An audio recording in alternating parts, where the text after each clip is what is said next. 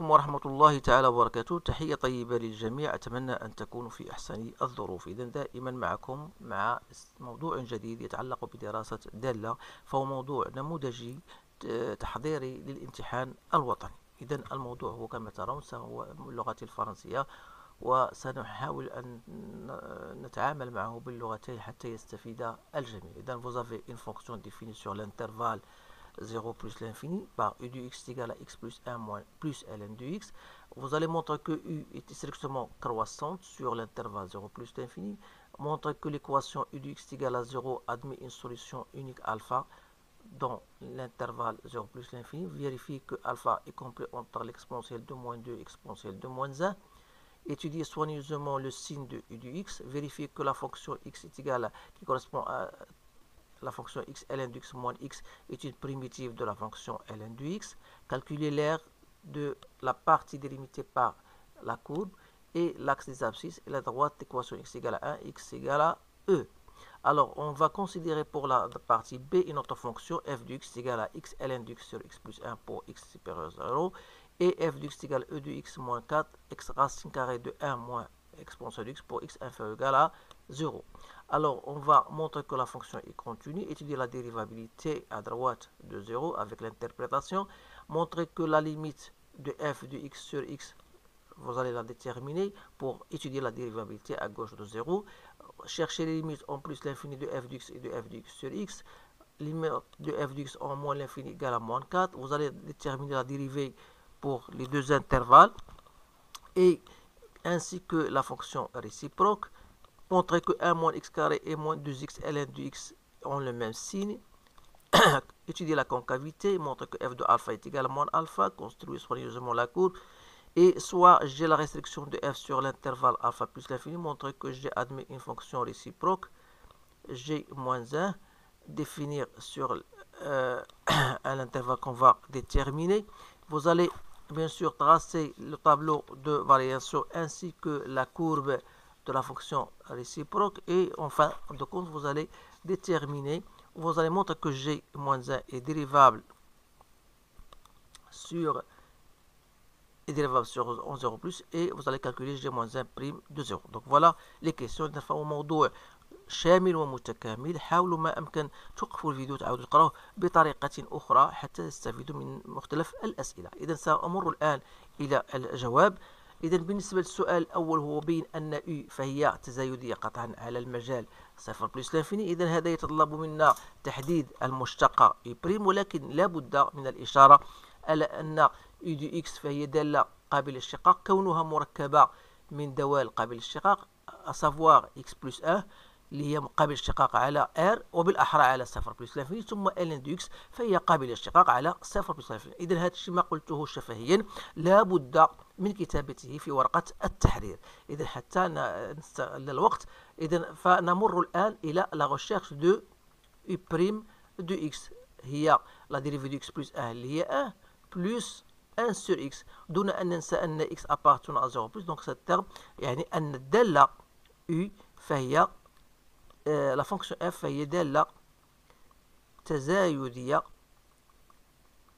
قطعا على المجال 0 plus l'infini. إذن question 2. Question 2 montre que l'équation u de x est égale à 0 admet une solution. إذن لابد من التركيز على شيئين مهمين، وهو أن الدالة كما قلنا فهي دالة continue sur l'intervalle 0 plus l'infini، وقلنا بأنها croissante. هذا من جهة.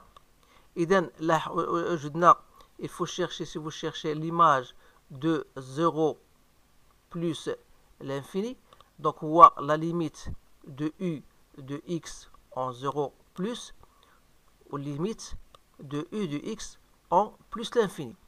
Alors la limite en 0 plus c'est moins l'infini et en plus l'infini c'est plus l'infini. Alors comme 0 il appartient à R, ça veut dire qu'il existe un certain alpha appartenant à 0 plus l'infini tel que U de alpha égale à 0.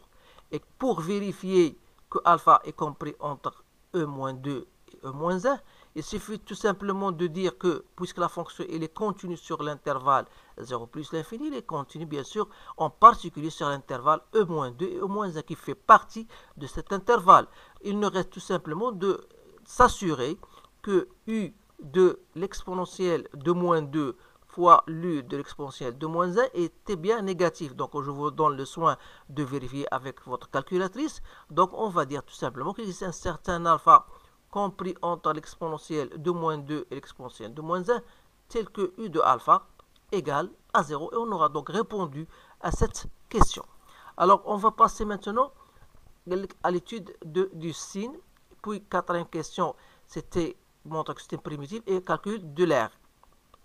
Donc, voilà pour le signe de la fonction. On va choisir la couleur noire, ce sera mieux. Donc ici, notez que on a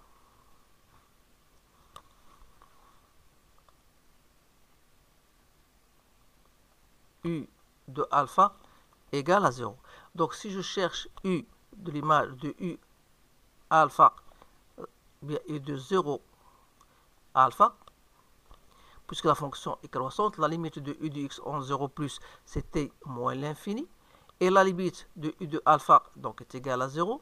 Donc si vous cherchez encore la limite u de l'image de u de alpha plus l'infini, ça sera égal à 0 plus l'infini. Alors, conclusion, c'est que quel que soit x appartenant à l'intervalle 0 alpha, donc vous remarquez que e de x doit appartenir à cet intervalle, c'est-à-dire inférieur à 0.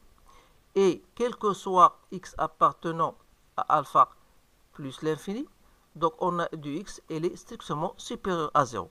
Alors question 4, donc il suffit tout simplement de déterminer la dérivée de x ln de x moins x, qui n'est autre que x, la dérivée de x c'est 1, donc il reste ln de x, plus 1 moins 1, donc c'était bien ln de x. Donc ça veut dire que x ln de x moins x est une primitive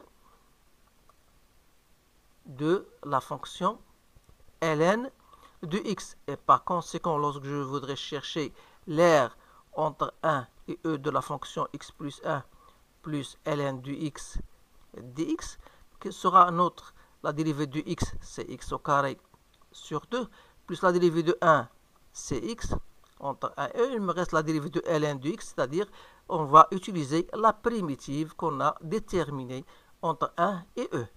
C'est-à-dire c'est e au carré sur 2 plus 1 moins 1 demi moins 1 plus e moins e plus 1. Donc après simplification, il nous reste e au carré plus 1 sur 2. Bien sûr, n'oubliez pas l'unité d'air qui est 1 cm. Donc ça sera e au carré plus 1 sur 2 fois 1 cm au carré. Donc voilà pour la partie A. On va passer à la partie B. Donc vous avez une fonction. On vous demande de chercher, montrer que f est continu. Alors pour montrer que f est continu, il suffit de chercher la limite à droite et à gauche. Donc la limite de f de x lorsque x tend vers 0 plus, qui n'est autre que la limite de la fonction concernée. Il y a x ln de x fois 1 sur x plus 1. Je l'ai décomposé pour vous montrer que la limite de ça, c'est 0. Donc, si vous remplacez x par 0, c'est 1. Donc, ça vous donnera tout simplement 0. Si vous passez à la limite de f de x en 0 moins, vous devez travailler avec la fonction concernée qui est égale à ux moins 4 racine de 1 moins l'exponentielle de x. Si vous remplacez ça, vous donne 0. Donc, c'est bien 0. Donc, vous avez la limite à droite est égal à la limite à gauche, qui est égale à 0, qui n'est autre que f de 0. Ça veut dire que la fonction, elle est continue en 0. Pardon. Maintenant, on va passer à la question de étudier la dérivabilité. La dérivabilité, donc, c'est pour x supérieur à 0. Donc, il faut chercher f de x moins f de 0 sur x moins 0, qui n'est autre que x ln de x sur x plus 1, que je dois diviser par x. Ça va me donner ln de x sur x plus 1. Alors, il faut chercher donc la limite de f de x moins f de 0 sur x en 0 plus. Ça sera donc la limite en 0 plus de la fonction ln de x sur x plus 1. Donc ln de 0 plus c'est moins l'infini. Donc voilà, ça veut dire que c de f, il admet une tangente orientée vers le bas. Alors maintenant, on va passer à la question B. Pour étudier la diversité, il faut montrer que f de x sur x égale. Alors, on a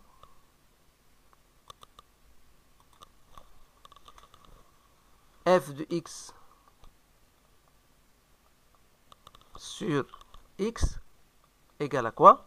Est égal à l'exponentielle de x moins 4, racine de 1 moins l'exponentielle de x sur x. Alors, faites attention ici, on travaille dans l'intervalle x inférieur à 0. Donc, je peux mettre ici, je peux faire un changement, je peux écrire 4 moins exponentielle de x sur x avec le moins ici, et je garde 1 moins l'exponentielle de x. Donc, je continue, donc c'est 4 moins exponentielle de x sur x. Alors, je sais que si je multiplie par le conjugué, c'est-à-dire si je multiplie par racine de 1 moins x de part et d'autre, et je me garde 1 moins e de x, et je reste ici racine de 1 moins exponentielle de x. Donc j'ai multiplié par la racine carrée de part et d'autre. Ça n'est autre que ça. Alors, je continue, donc ça va me donner, il y a 4 moins exponentielle de x, voilà. Je vais entrer le moins, je fais le entrer ici, donc ça me donne e de x moins 1 sur x, et me reste 1 sur racine de 1 moins l'exponentielle de x. Et par conséquent, si je voudrais chercher la limite de f de x sur x en 0 moins, ça sera donc la limite en 0 moins de 4 moins exponentielle de x fois e de x moins 1 sur x fois 1 sur racine de 1 moins l'exponentielle de x. Ça pose aucun problème parce que ça reste 3. Ça, je le connais dans mon cours, c'est 1. Et ça, lorsque je remplace x par 0, 1 sur 0 plus, c'est plus l'infini. Donc, ça va me donner plus l'infini. Donc, c de f, dans ce cas, il admet une tangente orientée vers le bas. Donc voilà pour cette question. Je passe à la question qui suit, c'était la question 3. Chercher la limite en plus l'infini. Donc on a la limite de f de x en plus l'infini qui n'est autre que la limite de x ln de x sur x plus 1. Alors, je peux la faire de la manière suivante, la limite de x sur x plus 1 fois ln de x. Ça, c'est plus l'infini fois 1, donc c'est plus l'infini. Alors, la limite de f de x sur x cette fois-ci, ça sera la limite en plus l'infini de x sur x plus 1 fois ln de x sur x. Ça, c'est en 0 fois 1, c'est 0. Donc, c'est-à-dire qu'on a une branche parabolique أي فرع الجميع اتجاهه محور أفاصيل. Donc une branche parabolique de direction l'axe des abscisses. Alors question 4, limite de f de x lorsque tend vers moins l'infini, c'est la limite de e de x moins 4 racine de 1 moins l'exponentielle de x. Donc ça vous donne moins 4. Et si vous remplacez x par moins l'infini, ça donne 1. Donc c'est moins 4. Alors, conclusion, y est égal à moins 4. C'est une asymptote horizontale au voisinage de moins l'infini. Donc il nous reste la question 5, c'est la recherche de la dérivée. Donc ici on va déterminer la dérivée pour chaque cas, c'est-à-dire pour le cas où x est positif, on aura f' de x, c'est la dérivée de x ln de x sur x plus 1. Donc soit f' de x, c'est x ln de x prime fois x plus 1 moins x ln de x fois la dérivée de x plus 1. Tout ça sur x plus 1 au carré. Donc soit ln de x plus 1 fois x plus 1 moins x ln de x sur x plus 1 au carré. Donc vous allez continuer, donc c'est très simple. Donc après simplification, il reste ici ln de x plus 1 sur x plus 1 au carré, qui n'est autre que u de x sur x plus 1 au carré. C'est-à-dire que le signe de f' n'est autre que le signe de u de x. Alors on va passer maintenant dans notre deuxième cas, si x est inférieur à 0. On aura f' de x, c'est la dérivée de x moins 4, racine de 1 moins exponentielle de x. Alors il faut noter quand même, chose que je n'ai pas écrite, c'est qu'il faut toujours dire que la fonction en question est une fonction dérivable, bien sûr sur l'intervalle choisi. Et vous allez passer à la dérivation. Alors ici, la dérivée de c'est un produit, donc ça va donner e de x racine de 1 moins l'exponentielle de x, plus l'exponentielle de x moins 4 fois la dérivée de racine de x qui n'est autre que la dérivée de ce qui est à l'intérieur, donc c'est moins exponentielle de x, sur 2 fois racine de 1 moins exponentielle de x. Alors notez cela, bien sûr il faut quand même apprendre comment on fait la dérivée.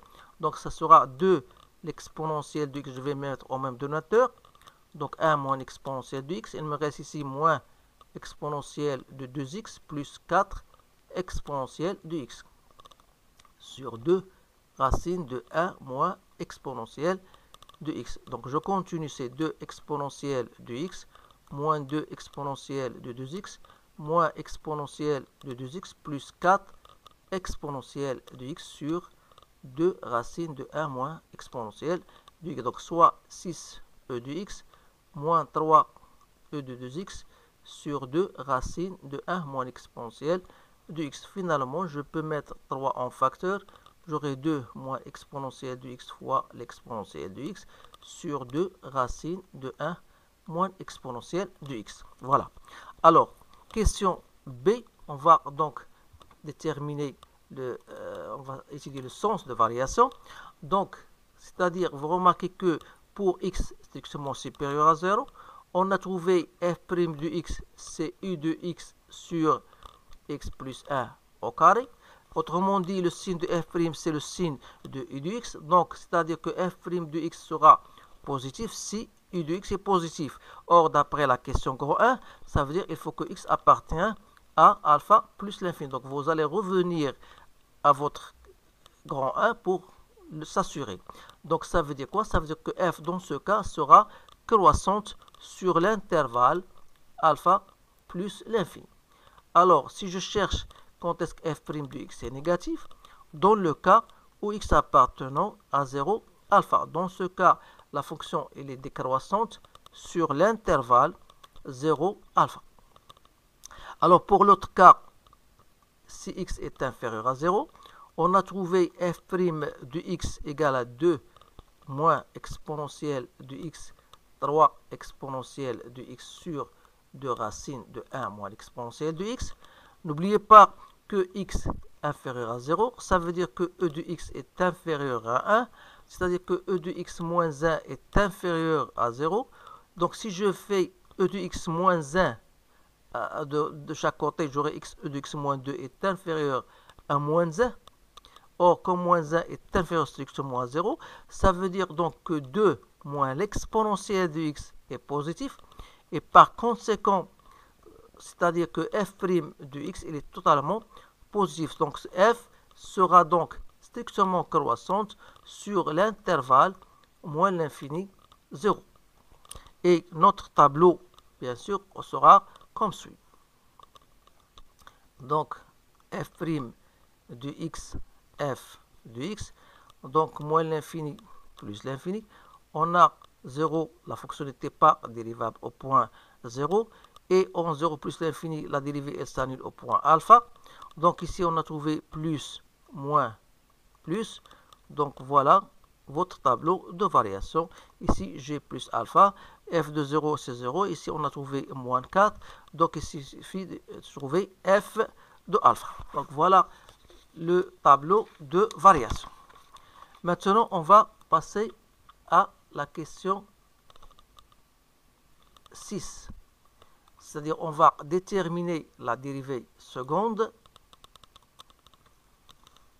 pour le cas où x appartenant à 0 plus l'infini. Alors, f seconde dans ce cas n'est autre que la dérivée de f' qu'on a trouvé, il y a u du x sur x plus 1 au carré. Alors, vous avez un rapport, vous allez utiliser ce que vous connaissez, c'est la dérivée donc de u' du x fois x plus 1 au carré, moins u de x fois la dérivée de x plus 1 au carré sur x plus 1 à la puissance 4. Donc je continue, donc ça sera x plus 1 sur x fois x plus 1 au carré. Moins, je ne vais pas me tarder ici, donc il faut appliquer votre connaissance pour la détermination de la dérivée. Parce que la fonction f à la puissance n, c'est la dérivée de f, il y a n fois f, n-1 fois f'. Vous allez appliquer et vous allez bien sûr trouver ce résultat. Donc il suffit de simplifier, on va diviser par x plus 1. Donc il nous reste x plus 1 au carré sur x, moins 2 fois x plus 1 plus ln du x sur x plus 1, 3. Donc, c'est x plus 1 au carré moins 2x fois x plus 1 plus ln de x sur x fois x plus 1 au 3. Donc, j'ai mis au même dénominateur. Donc, il me reste ici, après simplification, donc il me reste, vous allez calculer x plus 1 au carré, donc vous allez faire une simplification. Donc, j'ai obtenu en fin de compte 1 moins x carré moins 2x ln de x sur x facteur de x plus 1 à la puissance 3, et c'est bien notre résultat. Alors, on va étudier maintenant, on va montrer que 1 moins x carré et moins 2x ln de x, elles sont de même signe. Alors là, c'est une question très intéressante. Donc voilà. Vous savez que 1 moins x carré, normalement 1 moins x carré, je vais parler en général. Donc j'ai 1 moins x carré, il est négatif si x appartient à moins l'infini moins 1 union 1 plus l'infini. Ça, je parle d'une façon générale. Donc, et que 1 moins x au carré, il est positif si x appartient à moins 1, 1. Alors, si je reviens à notre cas, donc si x, puisqu'on travaille tout simplement sur l'intervalle 0, 1, qui fait partie de l'intervalle moins 1, 1, ça veut dire que 1 moins x carré, il est positif. Et l'on est de même, ln de x, il est négatif dans l'intervalle 0, 1. Ça veut dire que moins 2x ln de x sera positif, quel que soit x appartenant à 0, 1. Et par conséquent, donc 1 moins x au carré et moins 2x ln de x sont toutes les deux positifs, c'est-à-dire sont de même signe dans l'intervalle 0, 1. Si maintenant x appartient à 1 plus l'infini, on aura 1 moins x carré, elle est négatif, et moins 2x ln de x, elle est négative. Donc vous remarquez toujours, on aura 1 moins x carré et moins 2x ln de x sont de même signe dans l'intervalle 1 plus l'infini. Alors, si on étudie la concavité, c'est-à-dire si je mets un tableau, donc en lequel je vais regrouper, vous avez f secondes. Ici, on travaille dans l'intervalle 0 plus l'infini. Donc, on a ici 1. On a trouvé ici positif, ici négatif. C'est-à-dire que dans ce cas, on aura la courbe vert convexe. Et ici, concave, sans oublier que le point I1 dans l'image est égal à 0, est un point d'inflexion. Voilà. Donc, on a donc répondu à cette question-là. On va passer à la question U7 qui veut, voilà, question 7, on a U de alpha égale à 0. Ça veut dire que alpha plus 1 plus ln de alpha égale à 0. Donc, ça veut dire que ln de alpha est égal à moins alpha moins 1.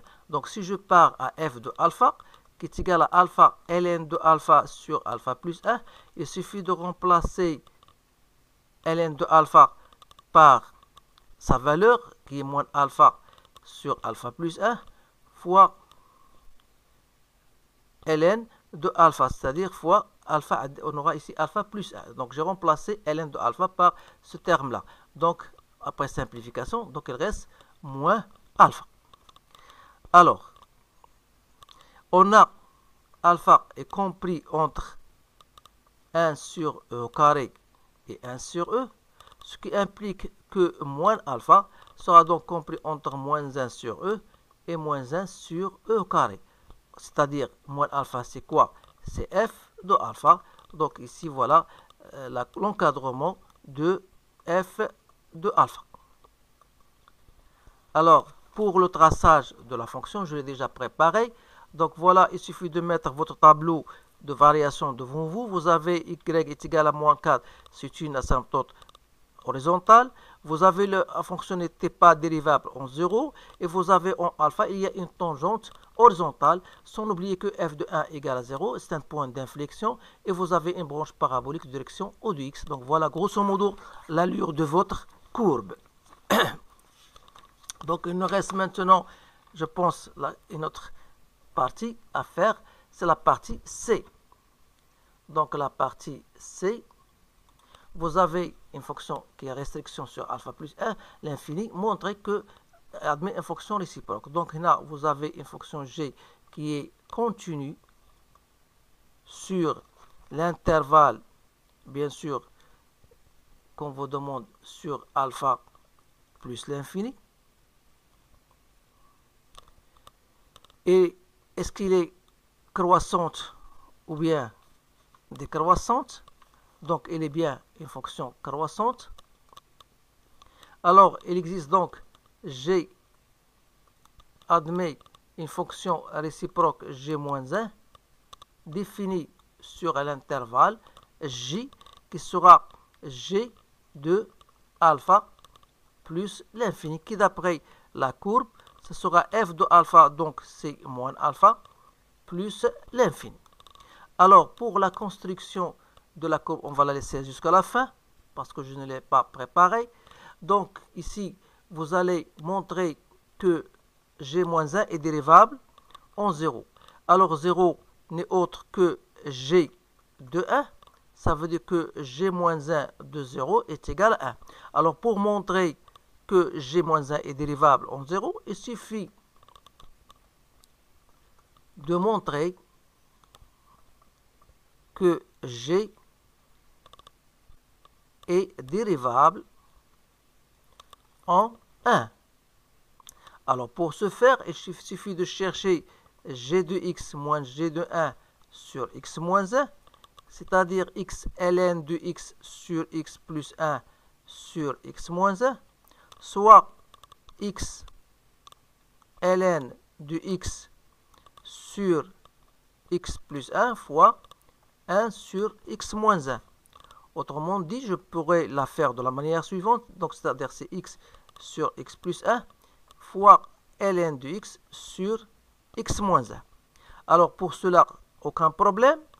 Donc il me reste de montrer, voilà, je vais faire, c'est-à-dire que la limite de g de x moins g de 1 sur x moins 1 lorsqu'x tend vers 1, ça sera donc la limite lorsqu'x tend vers 1 de x sur x plus 1 fois ln de x sur x moins 1.